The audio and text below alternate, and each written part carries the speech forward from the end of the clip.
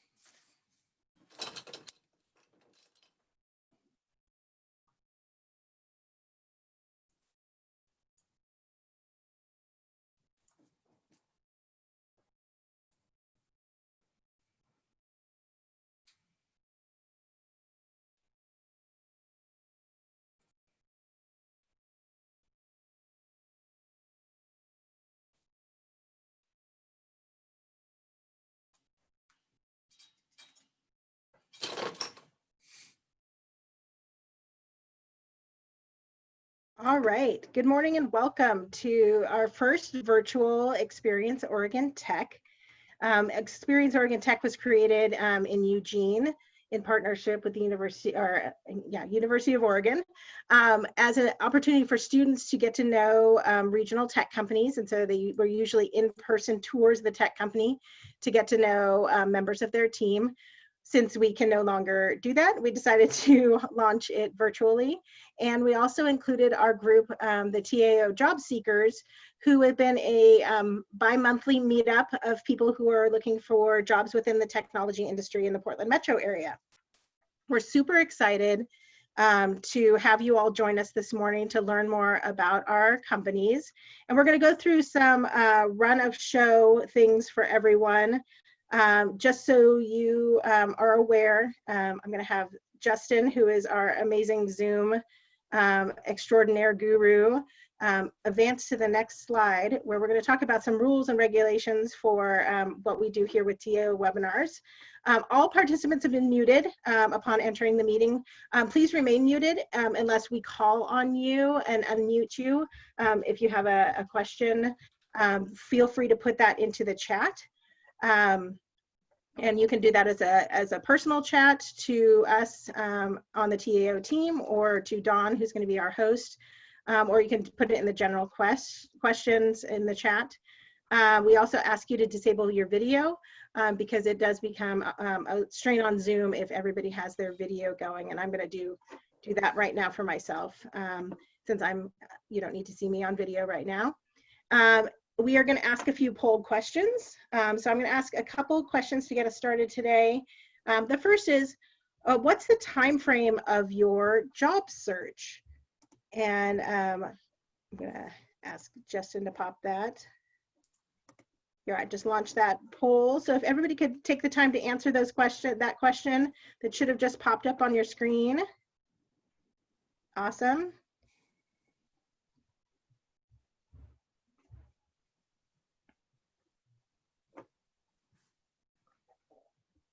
Excellent. You all are way on top of it today. 56 of 66. Nice job.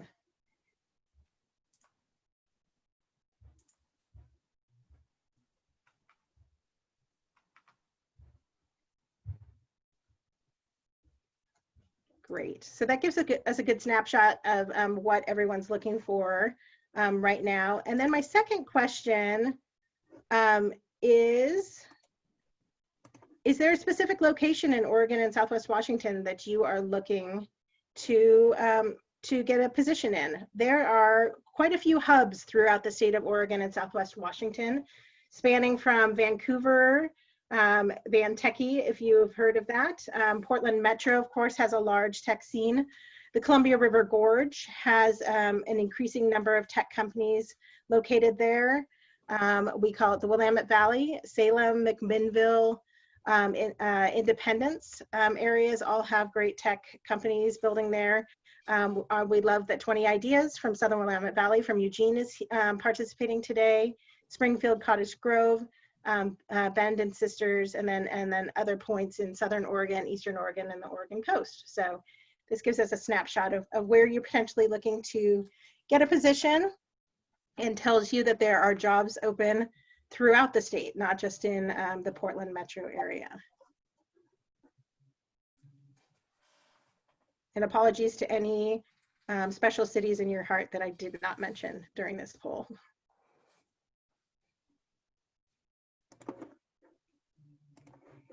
Great. Well, thank you for participating in that snapshot of folks. Oh, and I saw in the group chat, somebody said tech tours are awesome. We agree, tech tours are awesome. And unfortunately, I don't think we'll be able to host those this year, but they're definitely really in our hearts because it's a great way to connect with everyone in the community. I'm really excited to introduce Dawn Ramsey, who's going to act as our host for this webinar. Dawn has been working with our tech job seekers group here in the Portland metro area since its inception. And bi-weekly it meets here in the Portland metro area, and we have the opportunity for job seekers to connect with other job seekers to share stories and advice. And then we also usually have a presenter from a regional tech company. So from here, I am going to give it over to Dawn. Thank you, Riley. Good morning, everybody. As Riley said, my name is Dawn Ramsey, and I am a job seeker also. Looking for a CSM or account management role, mostly in the high tech, but CSM roles are opening up in other places. As Riley said, I do work with the TAO Job Seekers Group. We do meet when we could meet, met twice a month, the second and fourth Tuesday from 11 to 12 o'clock. So today we're going to kind of go through this a little different, and please be patient with us. This is our first time, so if there's any technical glitches or anything like that, we'll get it worked out. I think, as Riley said, the best thing to do is mute your phones, or mute your phones or computers and turn off the video just so that bandwidth and everything doesn't get too crazy and it's not a distraction. So how we're going to operate is we're going to kind of go in alphabetical order of the companies that are here.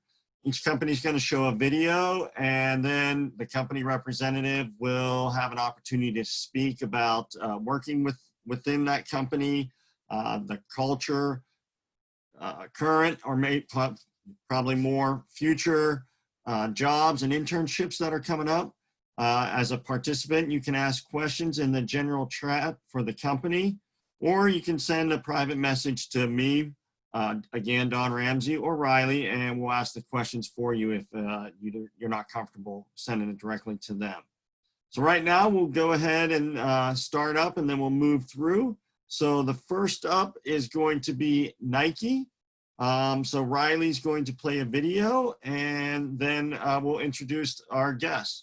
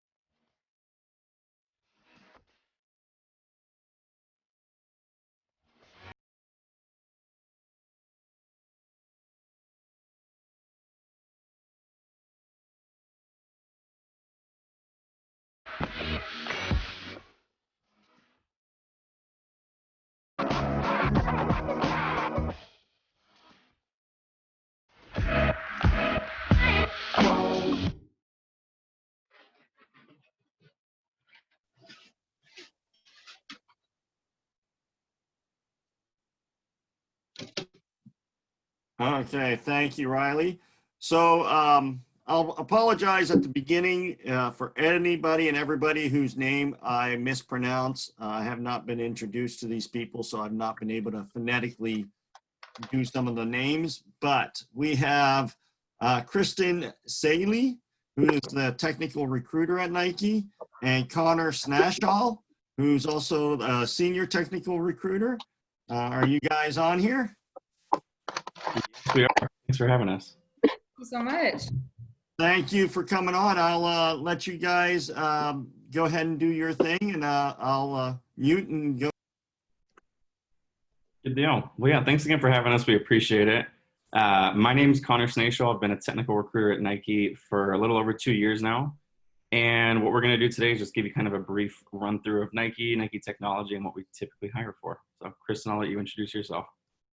Awesome. I'm Kristen Saley. I have been at Nike since this past November and have been in technical recruiting for the 2 years prior to that. So I'm going to talk a little bit about our domains within Nike, because I think a lot of times there are plenty of companies out there, whether they're big or small, that have one tech team. So that is not how Nike operates, especially now that we are a technical company or tech company versus just focusing on, retail and things like that. So when people look at Nike as a potential employer, I think many people don't realize how much technology we actually work with and how many different domains and teams there are. There are so many different opportunities. So as far as our domains go, these are really our two big ones. If you look at the business value chain domains and then the foundational domains, a lot of these obviously are cross-functional, but the foundational domains are going to be probably the most cross-functional. So you have create, serve, move, corporate functions, and converse. And those teams are developing enterprise technology strategies to support specific business functions. So they're working on, or I guess just accountable for the full life cycle. So development, maintenance, and innovation within those domains and really helping the business move forward. And then on the foundational domain side, you have SEC, which is the domain that I work in most heavily, and then enterprise architecture and platforms, enterprise data and analytics, reliability, technology operations, and corporate information security. So those domains are really working on enterprise strategy, standards, guidelines, and KPIs that simplify and mitigate risk. And they're really building their teams and the, projects that they have within to deliver the enterprise products and services. And those will be leveraged across all domains, and they do have specialized expertise within, but those teams you're going to see more often working with other teams to help fulfill their needs. So if you break those down, it's a lot of different domains. So sometimes people are like, oh, I guess I could work in technology at Nike. And it's like, there are massive amounts of tech within Nike. So. Yeah. And to give you kind of a feel for, depending what your background is, what your area of interest is, to kind of click down a little bit on some of our domains. Create is really revolving around digital product creation and how we're doing that online. Serve is more so to do with all of our consumer-facing applications. So if you're familiar with some of Nike's apps, the four biggest ones that we have are the Nike app, the Sneakers app, Nike Training Club, and Nike Run Club. So any application that we build, they're both building it, they're supporting it. Move is everything to do with how we move product. So anything supply chain related typically falls within Move. And then you can kind of click down on each of the other ones, but enterprise data and analytics has become like one of the more aggressively growing domains within Nike that's working on a lot of our big data platforms and analytics strategies for the company. So Riley, if you can hop to the next slide, I'll kind of walk you through the different skill sets and where you might see yourself fitting into Nike. Just looking at the poll, it looked like a lot of you are more focused on some of our more entry-level positions, but just to give everyone kind of a full snapshot where you could fit in, these are some of the typical things that we hire for. It doesn't mean it's the only things we hire for, but we just wanted to try and give a snapshot of where you could potentially see yourself fitting in. So particularly within software, it's going to be different depending on which domain that you're looking at. So we kind of described the ones that are more consumer facing and they work on applications. a lot of the technologies we're going to work in there are mobile, so iOS, Android, working within Kotlin, Swift, those types of technologies. It's really, I think that's kind of the beauty of having such a large organization is you get to work on different technologies depending what team you're in. So while within Serve you might be on more of the consumer-facing applications, within data and analytics, you're probably working in more big data tools. So working in Hadoop or AWS or any other tools like that. So kind of looking through where you could potentially see yourself as a fit. To be completely honest with you right now, we are at a little bit of a standstill for our hiring, just given everything that's going on right now. But typically when we are hiring, we're looking at skill sets across this entire gamut. And in terms of entire gamut, and then more specific to each domain. So Riley, if you can click down to the next one, this will give a little bit more of a snapshot into specifically more entry-level positions that we typically hire for. Within software, we'll look across all of the domains, but typically the technologies that we're hiring for, Java, JavaScript, Python, or C++, anyone who has cloud background, specifically with AWS, are extremely attractive. And then working within any kind of CI/CD pipelines, any kind of DevOps framework is also hugely important. So areas that we typically hire from are into our intern programs. Our intern program for this summer is already full, but what it starts, the cycle starts in August for next summer. So if you are interested in an internship next summer, we'll be looking at juniors going into their senior year for those kinds of internships. And again, that starts in August, that recruitment. Anyone who's going to be graduating or looking for entry-level positions, what we typically do for those different pipelines, we're more than happy to speak with people about things that you might be interested in the future. And then once we do have opportunities open up, we'll keep you in mind through a specific program that we have for people who are early in their career, where we have both a rotational program and a program that looks at full-time positions as well. On the other side of things, if you're more interested, say on the product side, typically what we hire for, it's say an entry or mid-level is at a product associate or analyst level. It's really just it's kind of the stepping stone into getting into more of a product owner or a product manager role. So what you're doing is very similar to a product owner role, but you're probably more focused on the backlog than say a product manager who may be focused more on stakeholder management and actually driving the product forward. So those are kinds of, to give an overview, just typically where we hire. Again, it's not exclusive to where we're going to be hiring, but these are the kinds of things that we typically see. So with that, I think, Chris, unless you have anything, I guess one other thing I could give a little bit of insight into is the two different ways you can be hired at Nike. I think coming out of school, this isn't something that someone told me. Krista mentioned it's not something anyone told her either. But at Nike, and this is true with many big companies, you can be hired in a few different ways. The two most common, if you look at our job boards, you'll see all of our full-time positions listed there. Those naturally are going to be more competitive positions that many people are going to be applying to. They get a lot of interest in them, but it is a full-time position. You'd be working for Nike, at Nike, etc. The other way that you could be hired is through either a temp agency or directly at Nike as a contractor. And Nike refers to contractors as ETWs or external temporary workers. So the biggest differences between being a full-time employee and a contractor is that as a contractor, your employer is a staffing agency. So your paycheck and your benefits comes from another company, though everything else remains pretty much the same. You work at Nike, you're working on Nike teams, working on our projects. I think the upside of going into as a contractor is it's less competitive to get a role like that. So for an entry-level position, if it's something you're open to, I just wanted to put that out there. It's a great, raise the awareness that it's another way that you could be hired into Nike. So with that, Kristen, unless you have anything else to add, I think we can open it to Q&A. Excellent. Thank you, guys. So if you guys have questions, put them in there in the chat box and we'll start reading them off.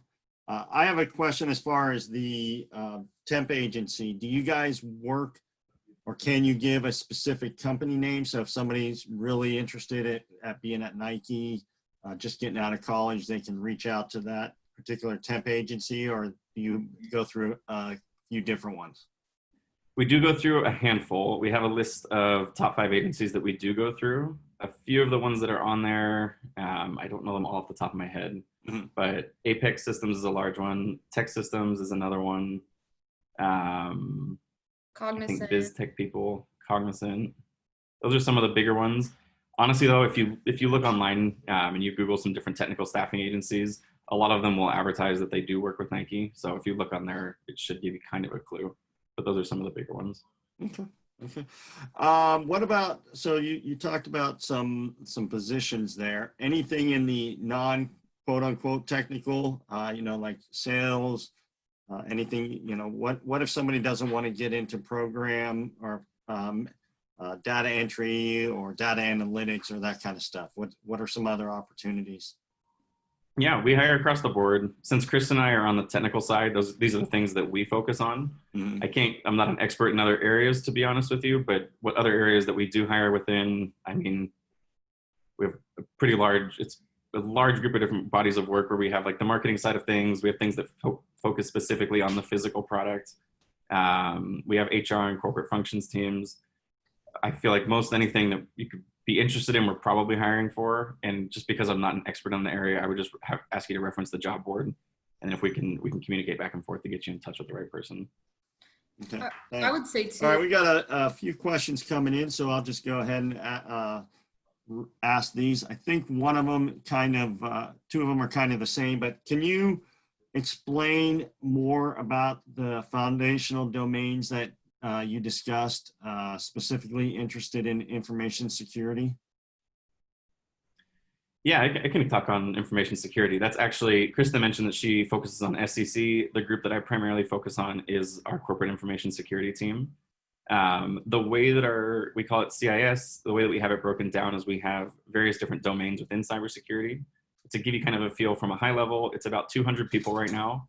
So in comparison to some companies, that's extremely well funded, and there's a lot of excitement and a lot of energy around it. The typical areas that we hire for within information security, we have a cyber threat analytics, cyber threat intelligence. We have a security engineering team. We have the Nike Cyber Defense Center, which is our version of a SOC. I think we have more operational domains, and then we have an identity and access management team. I think I'm leaving a few out, but those are kind of the main strategies, and all of our information security teams are ingrained and embedded within our larger technology teams to ensure that everything that they're building, anything that they're doing is secure from the start. So okay. That's from a high level, a little bit of info.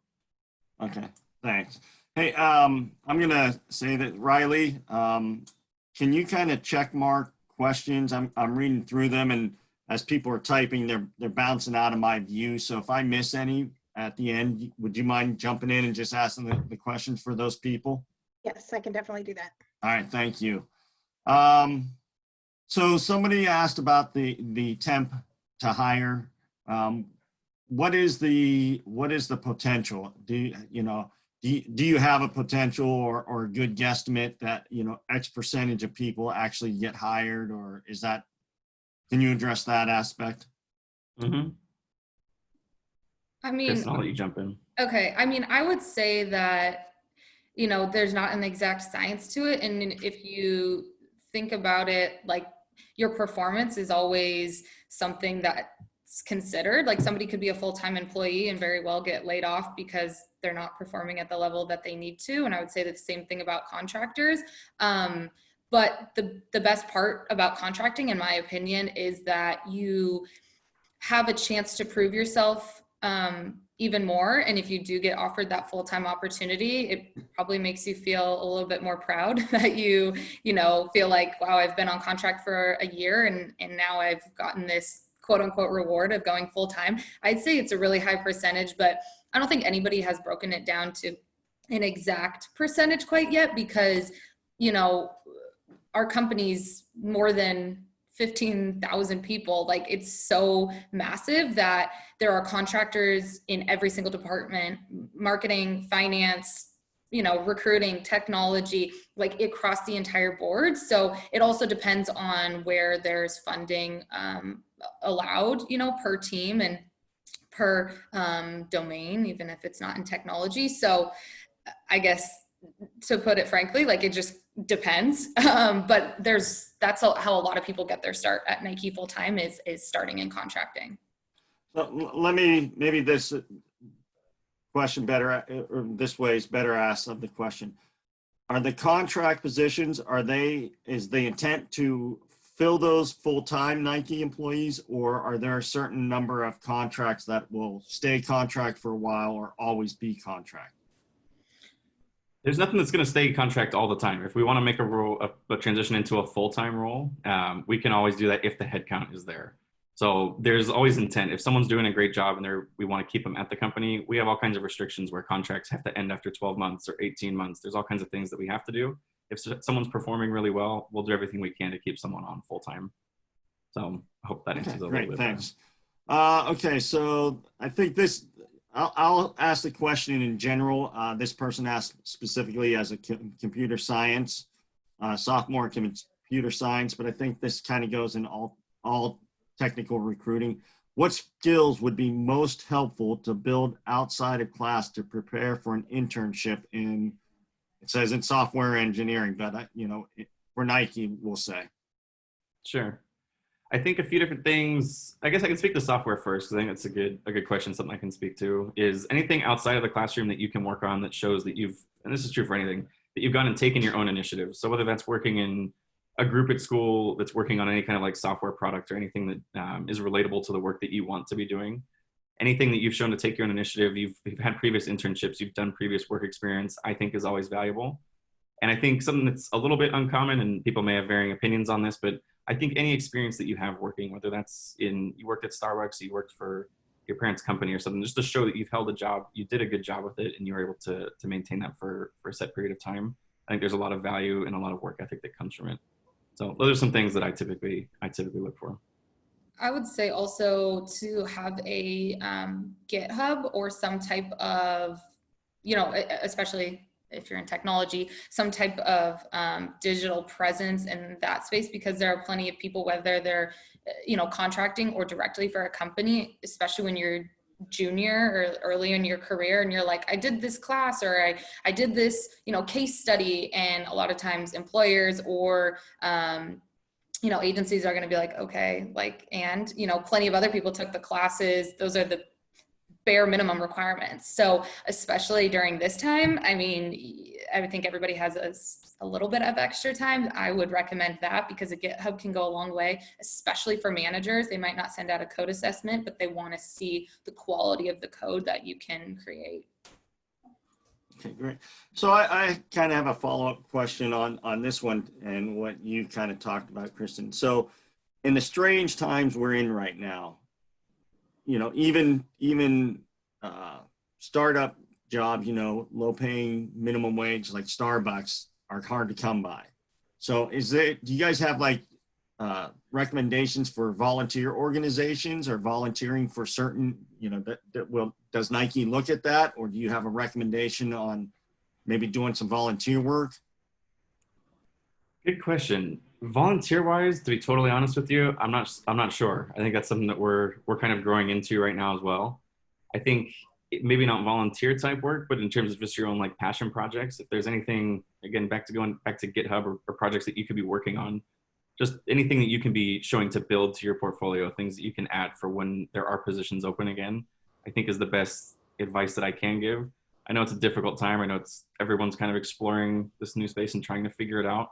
But instead of staying stagnant, use it as an opportunity to go out and build new skills and find new things is the best advice that I can give. I'm glad you said that, because that's 100% of kind of what I was thinking was don't be stagnant. Nobody cares that you were able to watch Game of Thrones in 2 days, that kind of stuff. Show some growth and everything. So that would be impressive though. Okay, so there was a follow-up to the question I asked at the beginning about more non-technical positions. Somebody asked if they could connect with you, would you guys point them to the recruiters that would be for those positions? And we can always try. If the answer is yes, what's the best way to connect with you? Yeah, we can always try depending on what you're interested in. Honestly, it's such a large organization. I think our talent acquisition group alone is over 200 people now. So it's possible that we have relationships with recruiters. The things I'd encourage you to do is we get a lot of messages on LinkedIn about, hey, I'm interested in this position, or I'm interested in Nike in general. The more specific you can be about a particular position, why you're interested in it, why you're a good fit for it, and making it as easy as possible for whoever's on the receiving end of that message is what will make it easiest and honestly make it the most excited to want to work with you. So if you include those things and we happen to know the recruiter for the position, we're more than happy to refer you, assuming that you look like a good fit for it. The best way to connect with us, at least for me, is going to be on LinkedIn. So if we can connect that way, and then, like I said, if you include all those things and it looks like to be a good fit, I'm more than happy to connect you with the right person. And then from there, it's kind of up to them if they agree that you'd be a fit for the position and want to engage.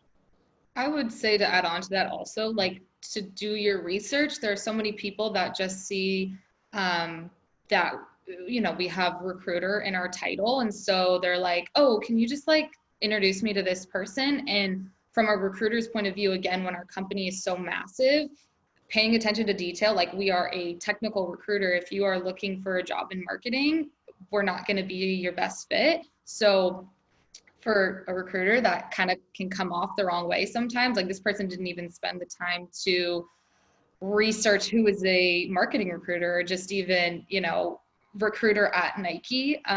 So pay attention to detail and do your research as much as you can to feel like you're getting to the right person. And if it's not the right person, as long as you present it the right way, to Connor's point, they'll most likely try and help you, but also do your, due diligence as far as like, if you really want this opportunity or you're really interested, like spend the time to, I guess, act like it and, put your best foot forward.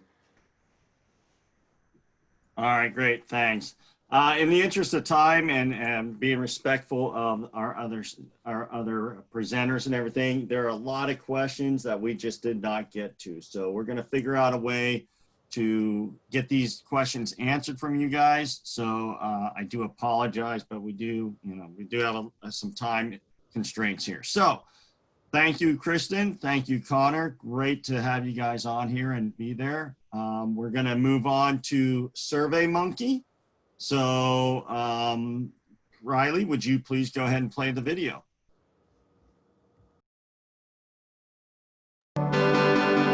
This is a survey, and this is just a monkey. But this is SuveyMonkey. At SuveyMonkey, our mission is to power the curious. We really love data. Here's a little bit of data about us. We have over 700 employees in 6 offices around the world, working hard to ensure that our millions of users can ask the questions that matter to them. It's a great place to come to work every day. To help tell you more about it, we decided to do what we do best. We sent a survey to our employees so they could tell you exactly why SuveyMonkey is so great. Here's what they had to say.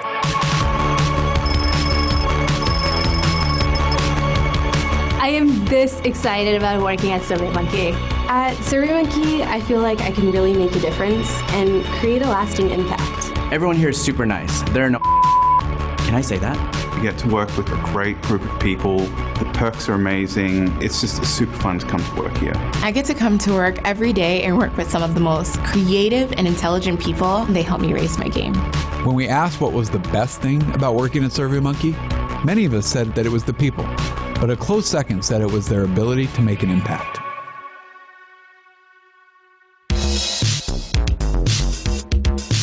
Change agents. Quirky, but in a good way. Innovators. Encouraging. Really smart. Likeable. Inspiring. Our survey shows we're an eclectic group.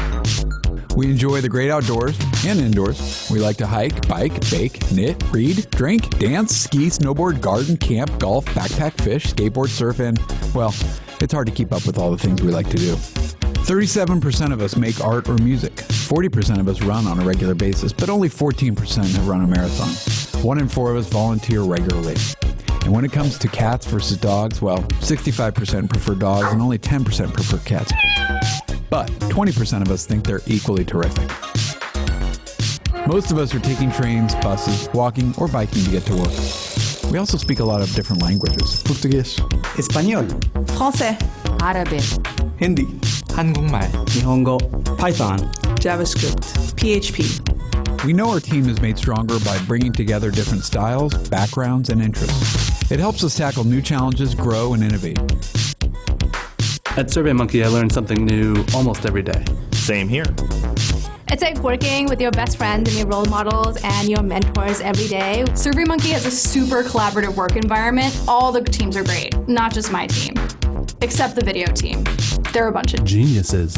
Everybody was just so warm and welcoming, really made you feel at home right from the get-go. I think the emphasis on curiosity is something that is really special about SuveyMonkey. They want everybody asking questions. At SuveyMonkey, we're dedicated to employee wellness, and our staff chose catered meals and snacks, generous PTO policies, and our diversity and inclusion events as the top 3 ways we help build a positive work culture.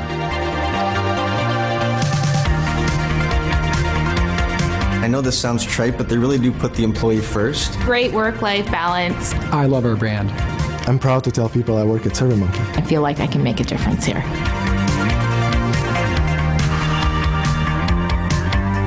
At SuveyMonkey, I work with people that make me better at my job.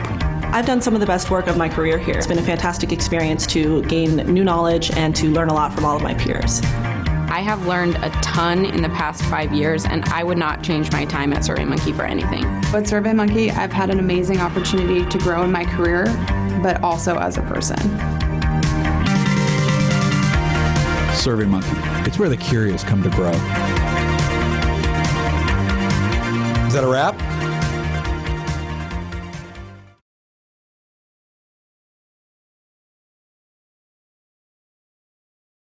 Excellent. Thank you.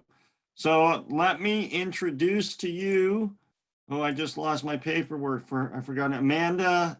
Is it Radis or Radisi? It's Radis. Very close.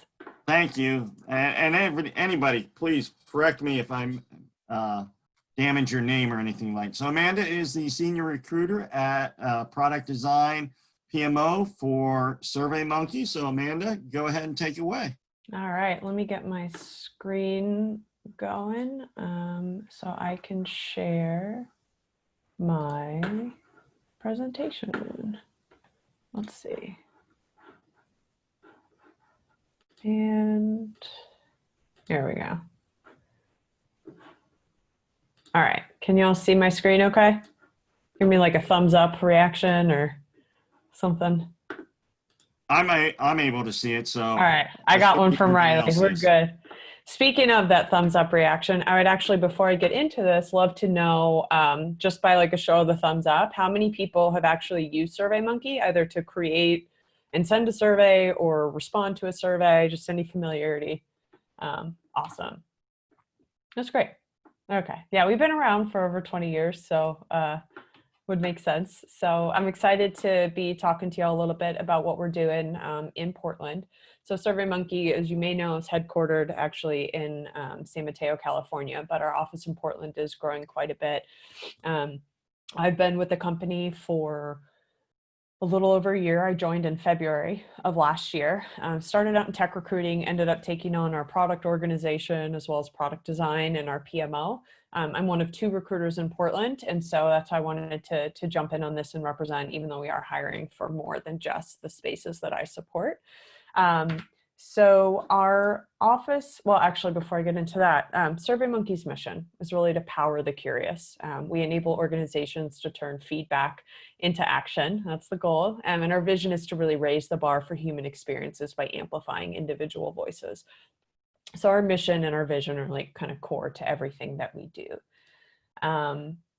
Before I get into Portland specifically, I did want to address like how are we as a company addressing COVID-19 and the global pandemic? I know that's a big question for everyone.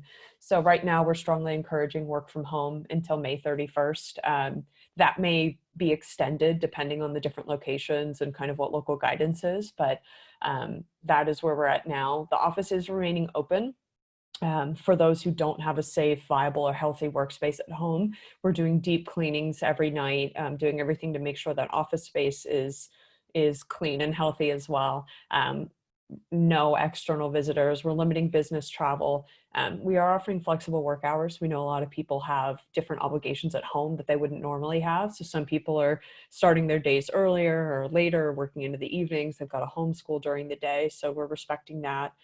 We've also added 2 like flex care days that if you need to take some time off, you need to, take care of yourself, take care of someone else, you just need some mental health time. We've introduced some flex care days. You just work with your manager when you just need a break.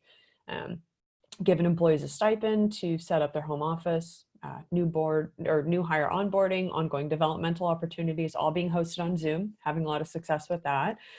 So we're not delaying start dates or anything until we're back in the office, which I think has been good for the troop overall.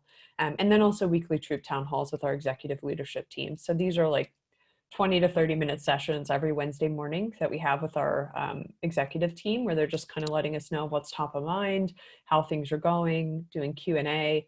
So it's really nice to see them. Normally those are done bi-weekly, but it's nice to see our leadership team every week, and they've been really reassuring about the resiliency of our business and kind of where we're going. So that's just a little bit on how we are, handling the situation. We have an emergency response team that's meeting almost daily to kind of address what do we do next? How do we, different changes that we have to make, adjustments that we have to make. It's a unique time. So we're doing the best we can. A lot of surveys going out to our employees, of course. So Portland office. I know in the video, Xander, our CEO, said we had over 700 employees. That video is almost 2 years old. We've got about 1,400 employees globally now. And in the Portland office, we have about 200.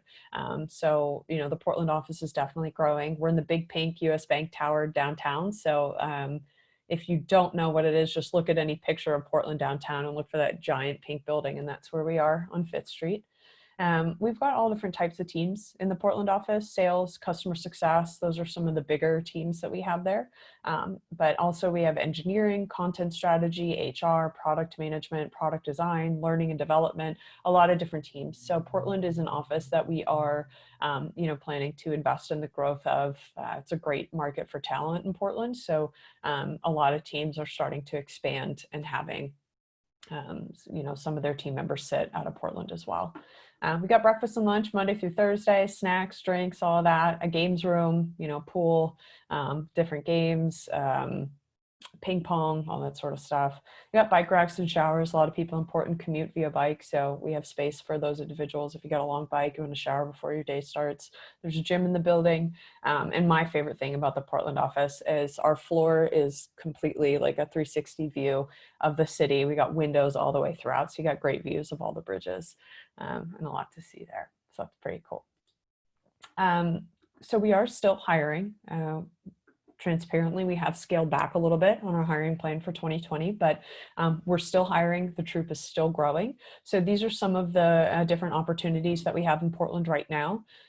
So market research specialist, implementation manager, customer success manager, those will all fall on like customer success and support, customer operations, inbound and outbound business development representatives, an audience account manager, that's for our audience product. I don't think that one's posted yet, but it should be going up this week. So if you think an account manager for a particular solution we offer, an international tax manager, I think that could sit in Portland or San Mateo. So we have it posted in Portland.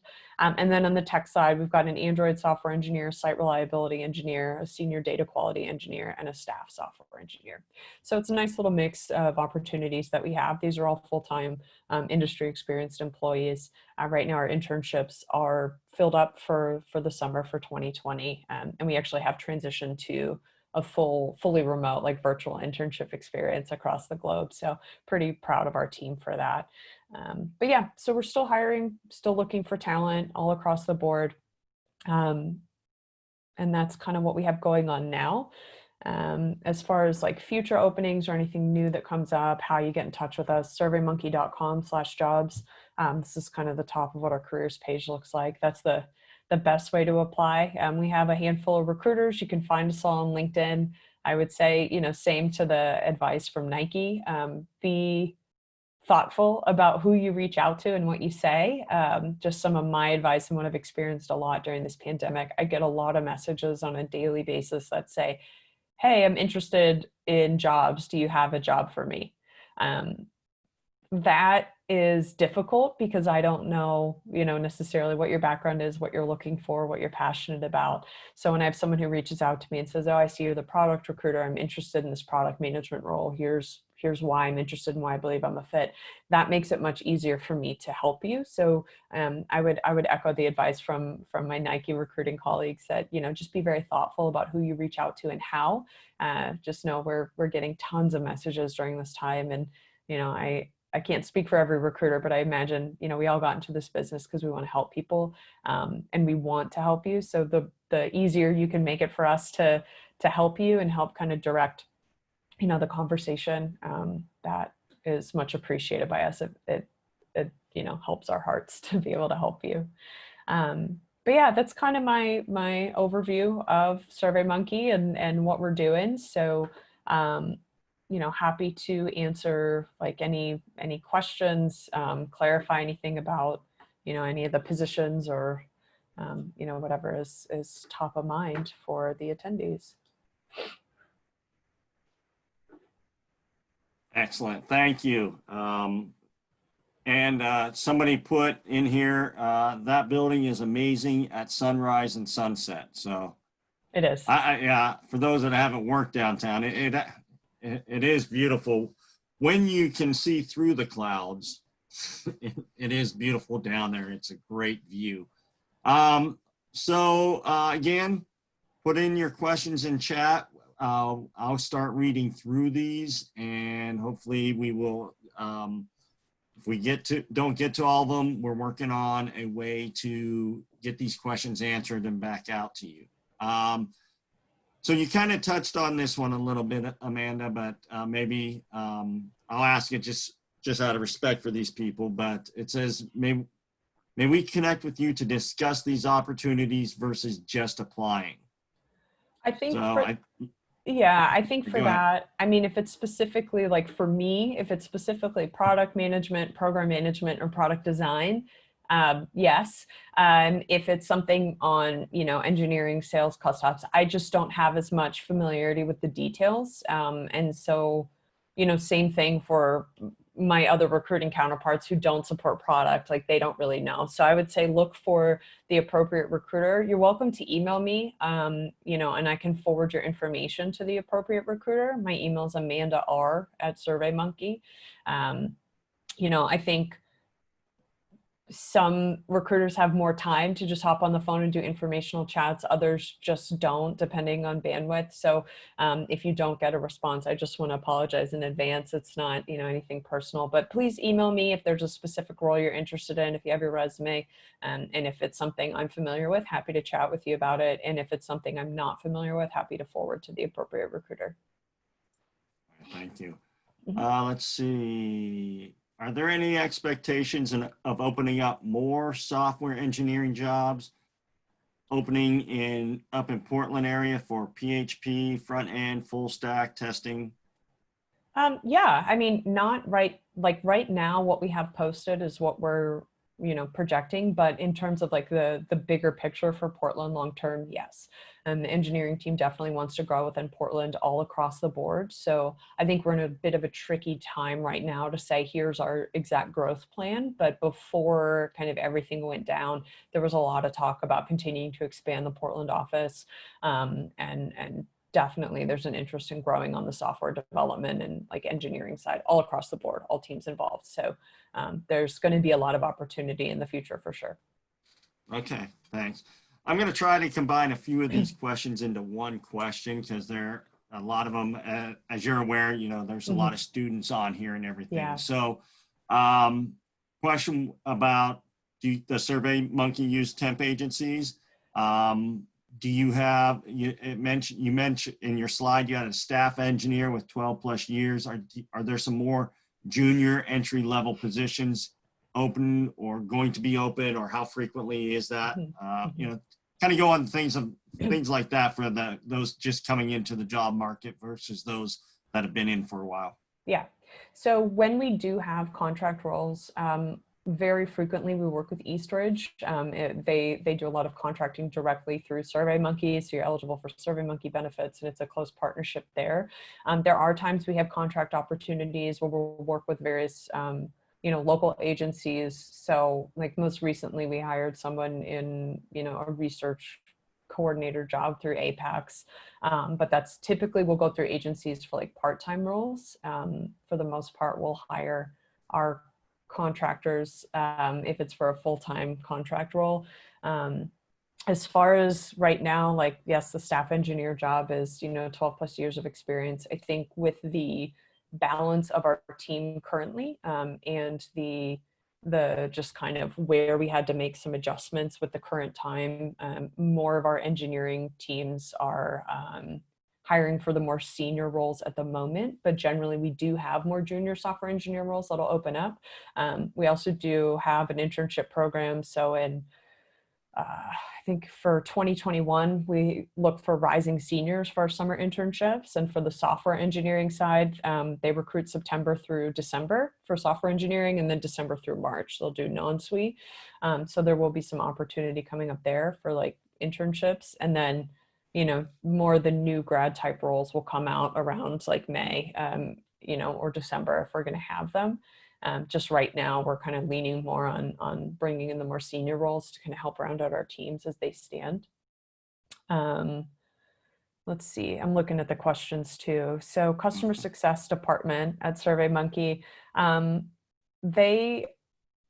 they really focus on the success of our customers. So if you think customer support, if you think implementation, if you think of, you know, how do we help them better utilize their products and solutions, how do we help them identify different areas where they can, you know, better improve their business using our products, onboarding, you know, any concerns or questions that they have.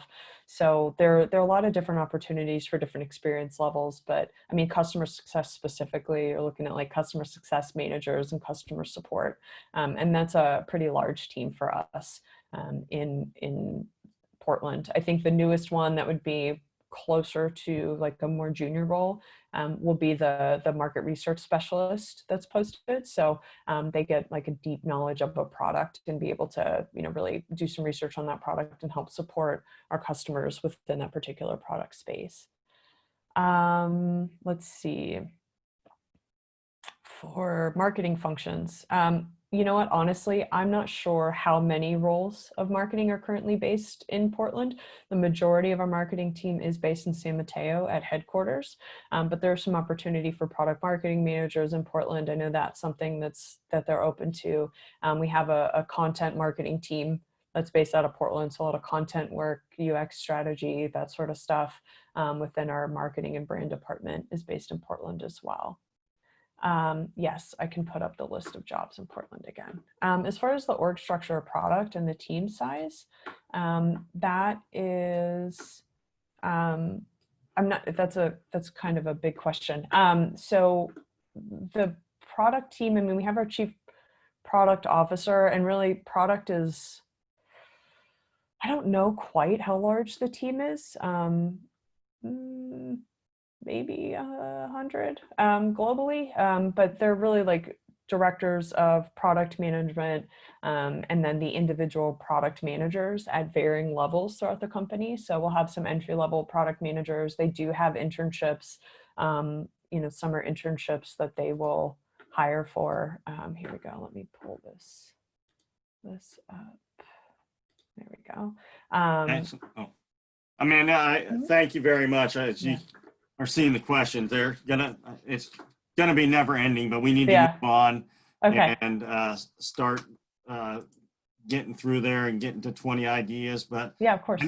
I appreciate it. Thank you very much. Wonderful to see you and wonderful company. So appreciate it. We're gonna move on to SurveyMonkey, but I'm gonna throw a bone or throw a curve at Riley here and say, I had this thought as we were doing this. If you had some weird video problem, you know, dogs barking, something like that, you know, let's have a little fun and throw it into the comment section, and Riley can let us know what's the funniest thing that happened to somebody is. So after that, we're moving on to 20 ideas. I'd like to introduce Mike right now with 20 ideas, and I'll let Mike take it over. Great, wonderful. Well, I just posted a link to our careers, and I meant to do that when I started talking, though I pushed return a little too quickly. So it's nice to see everyone on here, and hopefully everyone's is safe and in good shape here. Let's see. Yeah, I wanted to introduce myself. I'm Mike Biglan. I'm the Senior Technical Recruiter and CEO and founder of 20 Ideas. We are located in Eugene. We've just started expanding to Portland, though that's on hold. So our focus is in Eugene right now. At the same time, now's a good time to think that location doesn't matter as much as it used to. About 2 months ago, we took the whole team and went remote without skipping a beat. That has worked surprisingly well. So yeah, I've been in technology for about 20 years, starting as a statistician, moving into engineering, coding, across a number of arenas. So was in San Diego, did my undergrad in economics at University of Chicago, went to San Diego and got my master's in computer science at UCSD. Yeah, we are, 20 Ideas is a company really focused on creating products for other groups. People have ideas, people need really excellent ideation and execution, stellar design, and what we do is we focus on putting that together and going through our process and coming out with pretty fun and exciting creations. Yeah, my background, as I mentioned, I've been in technology for a while. I was the CTO at a video sharing startup called Marco Polo. It's gotten a little bit bigger. I think the second employee is on here somewhere. We are, yeah, I'll share a little bit more about our company and our portfolio. We're about 20 employees down in Eugene. And yeah, one of the things that we do is we work with companies all over the country. We've worked with people all over the world. We have a mix of places and locations that we've worked with. So the X Prize Foundation down in LA. We actually have 2 new groups that we're starting projects with this month. One in New York City is a startup in the machine learning space. Another is in LA in the behavioral health space. So we've been really focused on, yeah, continuing to do the things that we, engaging our team and working with other people. We've been, a lot of what we do is really focused on projects and products with purpose. That sort of takes us into the education space quite a bit, behavioral health space. Though we do mix, we've done things in event management and in other arenas as sort of very interesting technology in that. We have seen an uptick in certain areas. Education seems to be a good space to be in as people, and just web applications and mobile applications in general. We continue to work with a number of companies. So yeah, we focus on big things. We focus on doing good things, and we also always are interested in doing interesting things. So startups, it's fun to work with startups on brand new things, on taking ideas and really thinking about how they're going to affect people, how they're going to motivate new business ideas. We take machine learning. We've been doing more in that space, pushing the envelope on all the technology that we do. We like to have a variety of the things we do. At the same time, we also like to build on what we've done in the past. So we try to find a healthy balance with that. My personal goal is steering us towards the cutting edge. So we try to push the envelope in that direction and follow our passion to be able to do good things. In terms of the areas that we do, we usually think of sort of 4 intersecting arenas of skills. One is on the product side, the design, the technology, and the machine learning. There are a lot of agencies out there that really focus on one of those things, or maybe 2, and we really try to have expertise in all 4.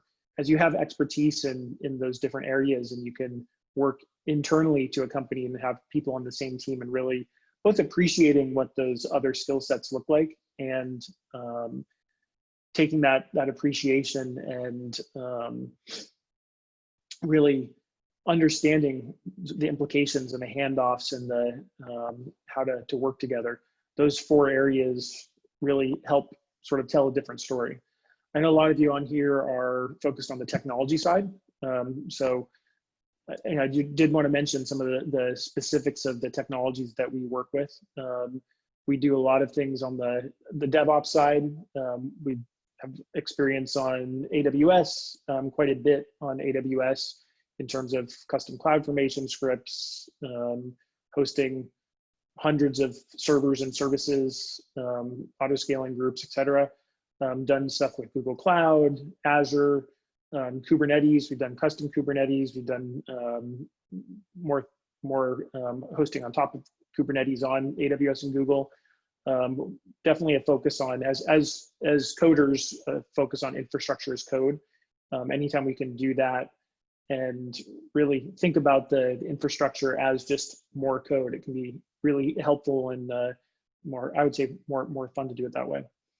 In terms of the actual coding aspect, we do a lot in React, though we do some in Vue and Angular. Lots of mobile apps, web applications, but then also a lot of on the server side. Server side, we use Kotlin and Spring Boot quite a bit. TypeScript. Sometimes we'll go the WebSockets route for really interactive interfaces. And then also we've been doing some in the serverless and queuing. We have done some in the big data space with Kafka and Cassandra. We'll often use Elasticsearch and Redis. And one of the things that we often think about is those technologies have a time and a place. Sometimes they're overkill, not a good thing to jump into. Other times it's much more of a when those tools can be added to the infrastructure and how they deliver. Yeah, the relationship with product. I mentioned product design, tech, and ML. Product is really about continuing to ask the questions of what the values are. What are the things that, as we're building things, what are the things that we're needing to do? Whether it's the business objectives, whether it's the end user's objectives, the marketing, the logistics, trying to make sure that all of us on the team are asking those questions and connected, so it doesn't feel that we're siloed.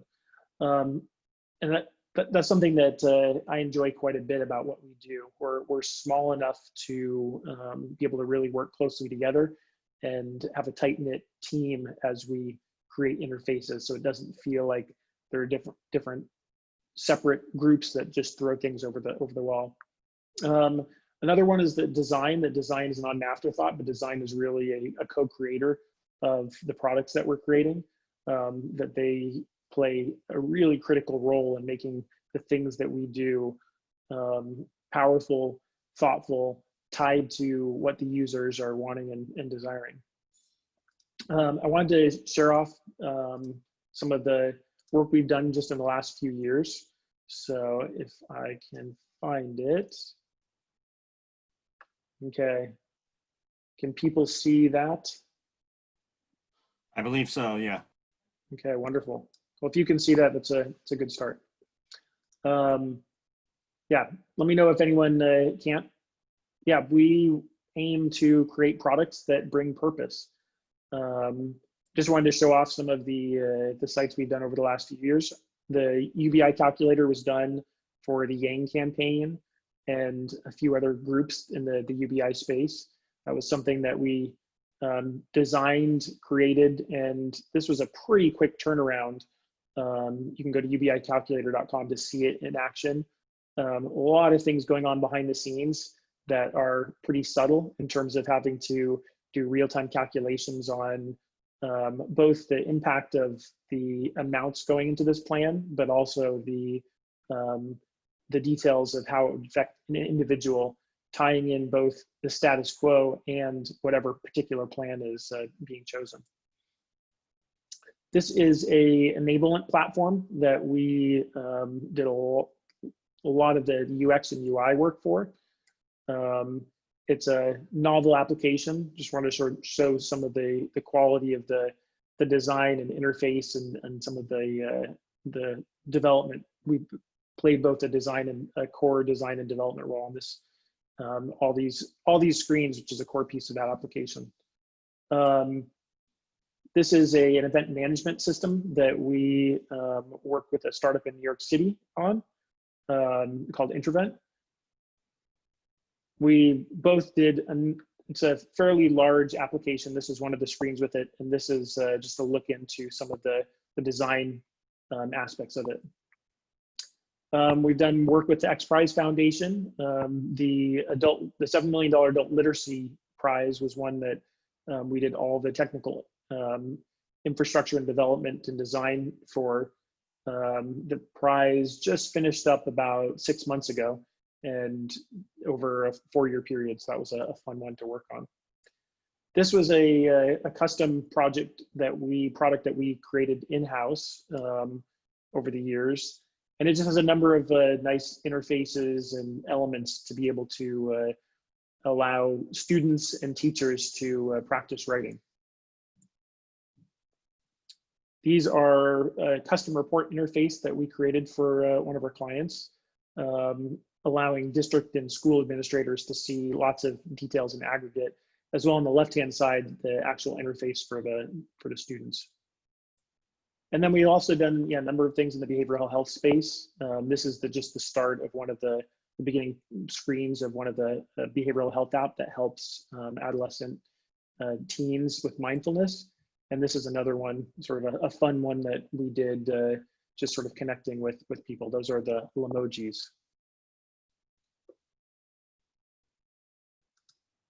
So I'm going to stop that. And yeah, we're hiring right now. As I mentioned, we're starting some new projects. We've been growing quite a bit over the last 4 years, and we're always looking for people that are talented, that are inspiring, that fit in with the team well. We know it's a sort of a strange time at this point to be looking for new things, and in some ways being remote has kind of made it easier for some people to work with us. So yeah, we enjoy Eugene, but we also we can connect with people around the area. I think of what type of, sometimes when I'm doing I'm talking with people that are looking for new jobs. Talk a lot about sort of more job searching as matchmaking, about finding the things that you enjoy. And one of the things that we all enjoy at 20 Ideas are creating things from new things, and really helping companies get their technical their product realization in place, and taking those things and putting them into reality. So yeah, I'll open up to questions. Yeah, feel free. Yeah, Let me know. Thanks, Mike. In the interest of everybody's time, we're going to have to move forward real quickly. So you 2 questions, and I'll throw them both at you at the same time. The first one was, you talked about opening in Portland and not being put on hold and working remotely. So are you guys 100% remote? And then, so meaning, can somebody live in the Portland or out of state area and still apply for positions? And then it said, great projects. What skills, job titles are you looking for to add to your team? So I don't know if that means beyond what you gave as the website for postings. Yeah. So yeah, second question first. The front-end engineer and full-stack engineer are 2 of our postings. We're also looking for UX UI designer. We haven't posted that quite yet, but we will later this week. And yeah, in terms of Portland, in terms of our sort of remote friendliness, we have had a few people that live a few hours away, and they would come in a few times a week. We haven't had anyone fully remote in Portland, though sometimes we will do that with contractors. At the same time, if it's the right person and the right fit, we can, now is the time to be flexible. So because we're small and I'd say nimble, we that is something that usually we can make something work out. So I would say if you feel like it's a good fit, definitely do apply and reach out. Okay, wonderful. Thank you, Mike, for coming in. And people keep bringing in the questions. We'll get those answered. We do have to start moving on. So again, Mike, thank you for your time. And I know you're probably busy and giving this up. So now we're going to move on to U.S. Department of State. So Riley, would you go ahead and play that video?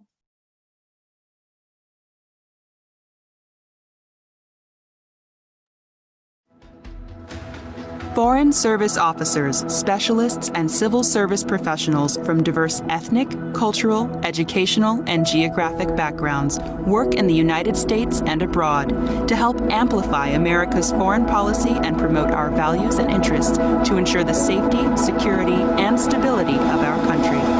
I have been in the department almost 19 years. I'm the Deputy Director of Customer Support, IT Customer Support at the Department of State. The challenge of providing modern IT these days is an awesome challenge. There's a lot of friction, folks wanting to bring in new technology, and of course balancing that with security, but it's a great team and I really enjoy working with them. During my time in Mexico, I helped organize tech camps for women entrepreneurs, specifically in Bolivia and Colombia and El Salvador. I recruited a couple of awesome Mexican tech-savvy women to help lead these sessions, to teach a group of women how to use and really apply low or no cost technology to grow their businesses. I've kept in touch with some of these women and the stories that they've told me about how they use those skills that they learned in that short period of time to do just that, to grow their business and to become more independent. It's things like that that really make this career so rewarding. I am part of a tandem couple. That means my husband is also a foreign service employee. We have a 5-year-old son and he speaks Spanish fluently. Work-life balance takes on a whole new meaning when you're talking about living all over the world with your family. I think it's also important to have that sense of balance within you before you join the Foreign Service. Know that your career will be a balance of both hardship and not so hardship tours. I came in as an information management specialist. My academic background might be more typical for a Foreign Service officer, but I actually think that having that background and the tech skills that I picked up along the way after college are a perfect blend. That's a big part of the job, is to provide feedback on the department's technology from a field perspective, and then to help the field understand what Washington's trying to accomplish with the new technologies. Here in Mexico, there's an embassy group, a Women in STEM working group. I feel like I well represent the T of the STEM field. And through that working group, I've had some great opportunities. It's not just a working group that is made up of members of embassy employees, but also of contacts in Mexico. I'm passionate about the Department of State's mission, and I understand the IT guys. So I'm not in it for the zeros and ones, but I totally get that part of it. And so I think that's what I bring to the table, is to be able to translate between the two and to move the mission of diplomacy forward with technology. America's diplomats work in sometimes dangerous circumstances, but they accept these risks in the service of our country because they know the United States must continue to be a force for peace and progress in the world.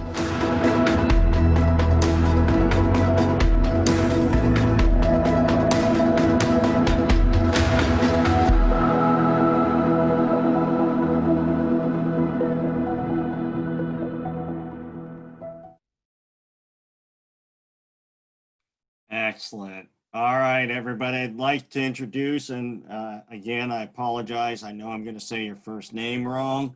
Michaela with the U.S. Department of State. She is the diplomat in residence. Maybe you can explain what that title means, but go ahead, please. Great, thanks very much. It's Micaela, but most people also call me Mika. So it's a real pleasure to be here today. Thank you so much for inviting us. I'm cognizant of the time, so I'll try and keep things brief. I did want to just show you a few slides. So I'll get started on those. Hopefully everybody can see those without a problem. So the Department of State, as you saw there in that video about Laura, who's a friend and colleague, we're a global organization. We're a cabinet agency. We are responsible for foreign policy and representing U.S. interests around the world. I'm a foreign service officer, which means I've represented the United States as a diplomat in 8 countries now. I've been doing this for 23 years, and my current job as diplomat in residence is about recruiting. So I represent the United States, the Department of State in the Northwest, so all of Northern California, Oregon, Washington, and Alaska. So I'm here to not only get information out, but also to be a resource for folks and to answer folks' questions, mentor you through the process of applying. So today I just want to go through a little bit of information about who we are, what are some of the technology-related jobs in the Department of State, and then give you some information too about internships and fellowships. I think the really important thing to understand is technology has completely transformed how we do diplomacy. In my 23 years, the different technologies available to us now to engage people around the world, to communicate information rapidly back to Washington for foreign policy decisions, it's just monumentally different. So we're always looking for really skilled, dynamic people to join our team, both to manage our technologies and to bring in relevant technology information into our policy discussions. We also need technology for security. Let me show you a quick slide. Laura, who you saw in that video, is an information management specialist. And this slide gives you a sense of what our information management specialists are dealing with. They're serving over 277 different embassies and consulates around the world, where we have over 50 government agencies represented at those different places. They're dealing with a total of almost 2 billion emails that are targeting us for various reasons. They're processing just an enormous amount of information, managing a whole bunch of different remote platforms, both on an unclassified and unclassified system. So it's a huge job, as Laura did say. And that's why we need folks that have the right skills and the right mentality to come into the job. It was interesting on the survey, I would have added global on there in terms of where are you looking for jobs, because unfortunately our jobs are not based in Oregon. Most of our jobs are going to be based in either Washington, D.C. or at one of these 277 in different locations. Our job is one where you travel a lot. You rotate from embassy to embassy every 2 to 3 years. And Laura spoke about that in her video. We do have a range of technology-related careers. We have our IT management platform, which does tend to not be so much focused on coding, but more on managing technology for our mission set. So looking at what are the different technologies out there, how can we apply them to the unique work that we do in the environment that we work in, with the kind of security risks that we face around the world, both information security as well as personal security. Speaking of security, we do also have jobs that are focused specifically on enhancing our security technology for our personnel and for our facilities. And then I did talk about the policy as well. US foreign policy has gone into a whole bunch of different new realms on the IT side, and we need IT experts to be involved in the policymaking process.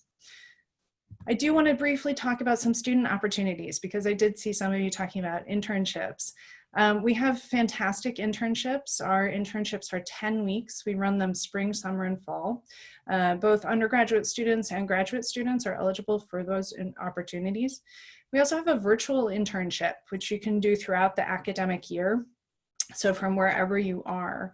Our unpaid internships are in Washington, D.C. and at all our embassies and consulates around the world. So really unique opportunity to see and to get involved in the process of U.S. diplomacy in action. I do want to highlight one amazing opportunity, which is our Foreign Affairs IT Fellowship.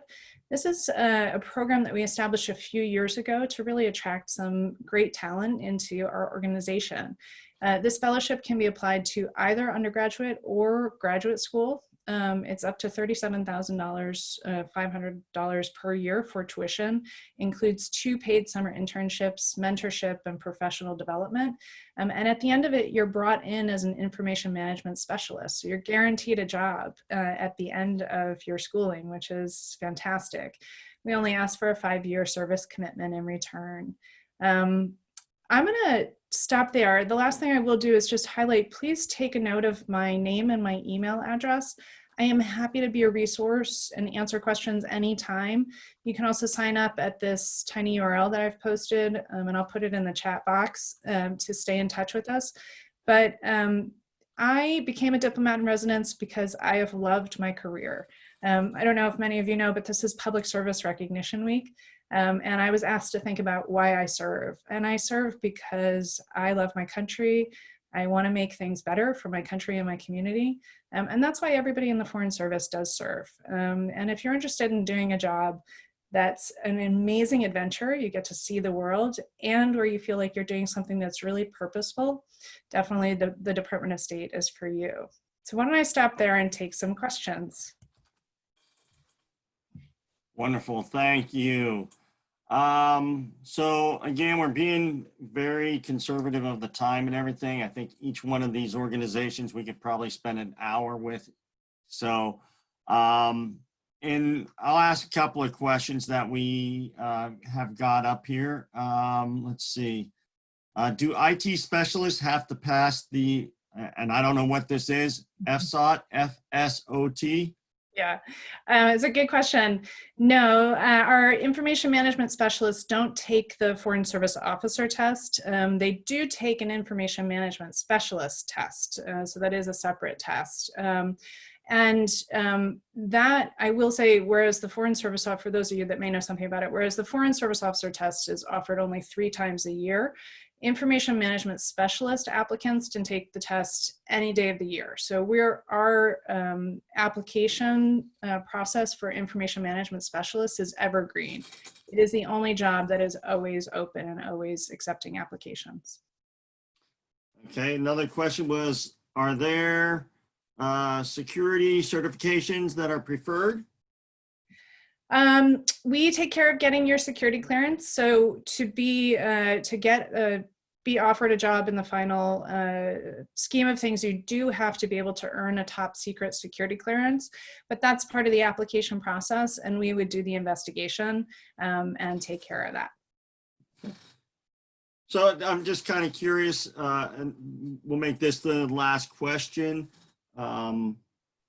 So you talked about internships in DC and travel, you know, being moved to different locations. Does the State Department pay for that? You know, so if I was an intern and had to move to DC, would you help cover the cost of the move, or is that the responsibility of the intern? Yeah, unfortunately, at this point, our 10-week student internships are unpaid, meaning the cost of moving to DC would be on the students. There are some ways to pay for some of the internships, and a lot of times schools have scholarships or funds, stipends. So I always encourage people to check in with their career center. I've learned about a whole number of opportunities that that schools have in various capacities. So always check with your school. We have some employee associations that provide stipends. And for those that get internships that would take you overseas to serve at an embassy or a consulate, the Gilman Scholarship is one that would provide funding for that. Excellent, excellent. So I just was notified that there is a Lunch and Learn with Micah on June 3rd, which there will be more information about that on the TAO website, and TAO members, can get free tickets at cvent.me/GZ8BGZ. I know nobody's going to remember that one, but we'll get that out. I want to personally thank each and every one of our presenters. Thank you guys so much for giving up your time and coming on here. But more importantly, I want to thank all those that we have not seen or heard on this Zoom call, all the participants. Without you guys being here, there'd be no reason for these presenters to be there. So thank you. And like I said, Riley's going to get the emails up, or excuse me, the questions up and everything like that. This webinar will be recorded and online by tomorrow. So tomorrow afternoon. So if you missed something or know somebody that may be interested in a position at U.S. Department of State, Nike, SurveyMonkey, 20 ideas, pass it on to them. Hopefully we will be doing much more of these. Personally, I would prefer doing these in person. So, you know, be safe, be smart. And if there's any questions or anything, connect with myself or Riley. Thank you everybody for your time and have a wonderful and safe week. Thanks so much everyone for joining us.